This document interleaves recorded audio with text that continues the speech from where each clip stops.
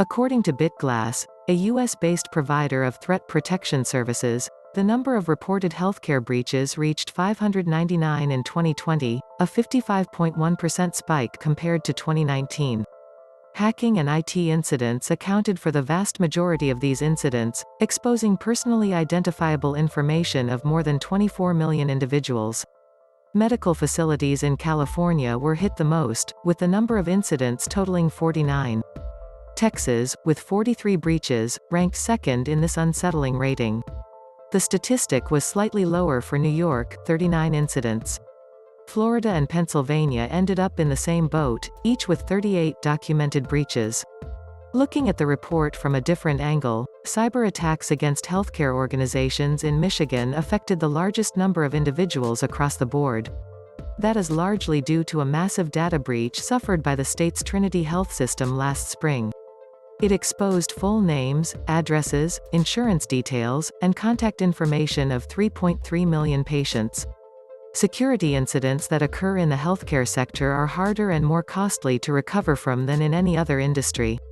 The average cost per compromised user record amounted to $499 in 2020, up from $429 the previous year. Also, it took the average healthcare facility roughly 236 days to get completely back on track after a breach. Pandemic underway? Ransomware operators could not care less. Ransomware gangs showed their true colors amid the coronavirus emergency by continuing to infect hospitals when they are least prepared. According to Interpol, online extortionists have stepped up their efforts to raid these organizations' IT networks since early 2020. Law enforcement officials emphasize that in addition to data damage, these assaults have serious real-world implications as they obstruct quick medical response. In January 2021, researchers at Checkpoint found that ransomware strains called Ryuk and Sodinokibi, Revel, dominate this area of the threat landscape. These targeted attacks mostly hinge on phishing, unsecured remote desktop services, and vulnerabilities in the networks of managed service providers, MSPs, working with hospitals.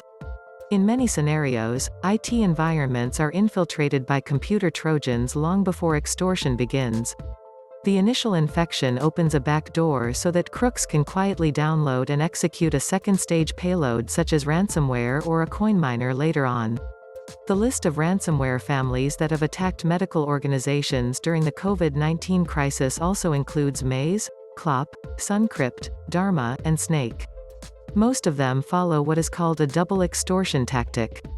Aside from data encryption, they steal the most valuable files so that their authors can pressure victims into submitting the ransom. The ultimatum is as follows: pay up, or patients' records will be uploaded to a public shaming site. Unfortunately, this scheme works.